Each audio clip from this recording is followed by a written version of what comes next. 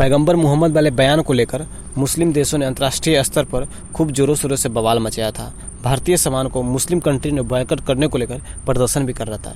यहाँ तक कि पीठ पीछे हमारा पड़ोसी देश पाकिस्तान के लोग कुवैत में जाकर प्रदर्शन कर रहा था। पहले तो कुवैत की सरकार ने इन प्रदर्शनकारियों पर कोई एक्शन नहीं लिया, लेकिन जब भारत सरकार ने ओआईसी देशों के खिलाफ तगड़ा एक्शन लेना शुरू किया तब कुवैत की सरकार हरकत में आई और इन प्रदर्शनकारियों को ठिकाने लगाई। और कुवैत की सरकार ये समझ गई कि इन बयानों से भारत को कुछ बिगड़ने का नहीं है। अब सब जगह जब ये बवाल खत्म होने पर है तब ओआईसी के लीडर सऊदी अरेबिया के प्रिंस ने भारत सरकार को एक चिट्ठी लिखी है कि उनको मोदी सरकार से ऐसी उम्मीदें नहीं थी। पहले तो इन चिट्ठी को धमकी भरा समझा रहा था, किंतु ऐसा कुछ भी नहीं है। किंतु मोदी सरकार ने भी मुस्लिम कंट्री को ऐसा सबक सिखाया जो वो कभी सपने भी नहीं सोच सकते। सबसे पहले तो सऊदी अरब ने भारत को सबक सिखाने के लिए पेट्रोल और डीजल जो भारत को सपोर्ट करता था सबके दामों को बढ़ा दिया था और चिट्ठी लिखी थी कि आपका देश जो कर रहा है वो मुसलमानों के खिलाफ गलत कर रहा है। इसी मुद्दे को लेकर चिट्ठी में वो बड़ी बड़ी बातें लिखी थी।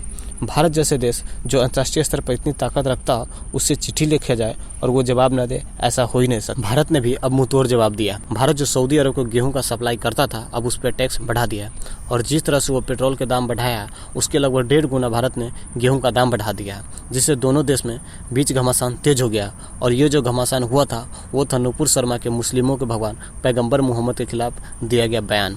सऊदी अरबिया ने पेट्रोल के दाम जो बढ़ाया था आज उसका फाइनली जवाब देते हुए मोदी सरकार ने गेहूं की सप्लाई तो होगी लेकिन ऊंचे दामों पर होगी।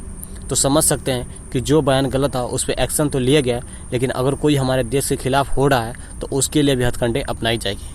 भारत किसी भी चीज़ में पीछे नहीं है। अगर तेल की बात करें तो भारत के लिए और भी बहुत सारे ऑप्शन हैं। वहीं गेहूं की बात करें तो वर्ल्ड के मुख्य लार्जेस्ट गेहूं प्रोड्यूसर वाला देश है जो हाईएस्ट गेहूं प्रोड्यूस करता है। अगर भारत की बात करें तो काफ़ी सारे देशों के साथ पेट्रोल और डीजल का ट्रेड करता है, जिनमें रसिया, ईरान और भी कई सारे हैं। तो भारत के पास तो ऑप्शन है, लेकिन सऊदी अरब तो सिर्फ भारत पर ही निर्भर था। अब सऊदी अरब को सोचना पड़ेगा कि कैसे अब इन सभी चीज़ों से डील करना है। वैसे भारत सरकार ने अच्छा किया कि नहीं, आप कमेंट में बताइए। जय हिंद।